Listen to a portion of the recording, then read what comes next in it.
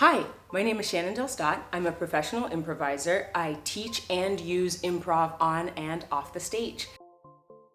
I sat down with Zach Patton, who is a licensed clinical social worker, and we talked at length about improv and its benefits and what it does for the mind, what it does for connection with other people. And in this particular part of the conversation, we really take a moment to talk about attunement and what that means. The idea of settling into somebody else's circumstance, how they think, how they act, and why, and putting that upon yourself, taking that and really living it just for a moment so that you can become a character on stage. Right now, we aren't talking about becoming a character on stage in the world. We are talking about becoming each other. We're talking about taking on each other's feelings, taking on what it actually feels like to move through the world as another person.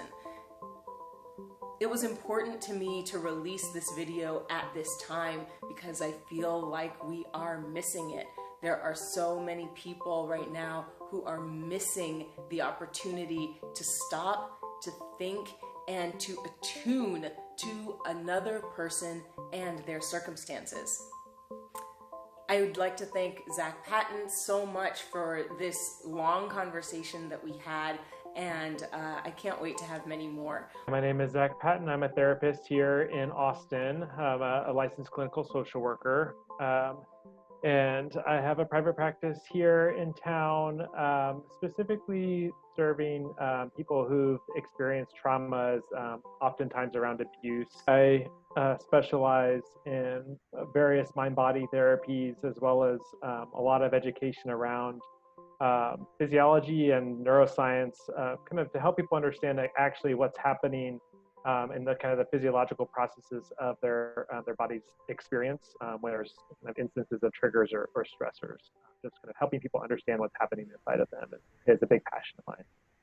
Improv has a lot to offer. It has so much, right? It has all of these things that, as an artistic venture, it's wonderful to look and watch and perceive someone actually create something from nothing. That is really interesting. There are so many little things that we can learn just about ourselves through the techniques as we're learning how to create something from nothing. Not everyone is there in class to be an improviser. Some people are in class just literally to connect with other people, to connect with themselves, to be better speakers. They're just there to practice that. It's really struck me that,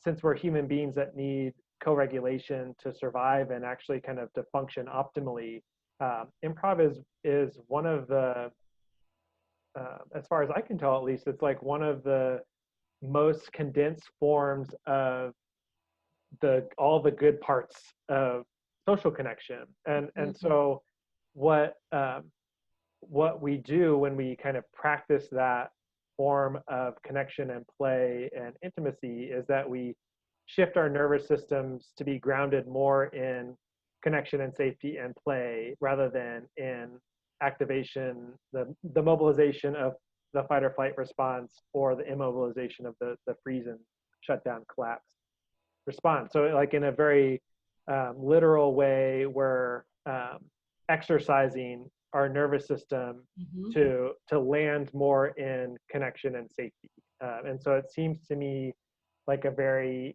unique tool in that regard, because it harnesses all the things that our bodies use to find those cues of safety and to like really luxuriate in them. You're talking about improv being like socialization concentrate. Really allowing you to explore identity too, because there's an expression that you can't necessarily embody in the same way Right.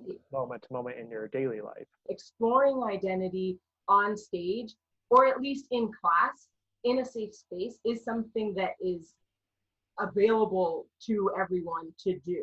It's always interesting to me to be performing and to feel like, oh, I can what does it feel like to be a plant? What does that feel like if I am really committing to that feeling? I can even now, just in the practice of it, like, oh, my heart rate slows down, my breathing gets slower, deeper, my voice sort of deepens, I feel airy. And doing that, like connecting, what does it feel like to be a tree? Connecting to that gives me a way to process the world. Mm-hmm. That makes sense? So it gives me a way to process other people's feelings. It gives me a way to process, for instance, I don't walk around my house acting like I'm a tree, but I do walk around my house acting like I am my stepson. Like when I see what he's doing, sometimes my physical reaction, my first reaction is anger or upsetness, like, why are your feet on the couch? Yeah, right. But if I can really feel what it is like to be 11 or 12 and small, oh, if I am this small, it is much more comfortable for my feet to be on the couch. Okay, I see. I'm actually comfortable. My son, am actually comfortable. I'm not being anti. I'm not listening. I'm being comfortable and reading. Okay. Mm-hmm. So now I can have a whole conversation about, what's Shannon's issue? Is it that I just cleaned that couch? Is it that you went outside in the yard and now there's, dirt on the couch? What is my issue? And then I can start to process myself, my feelings. But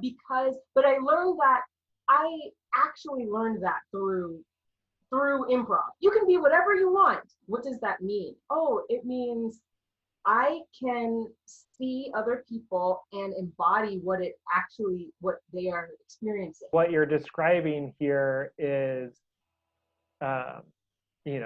empathy, attunement, compassion.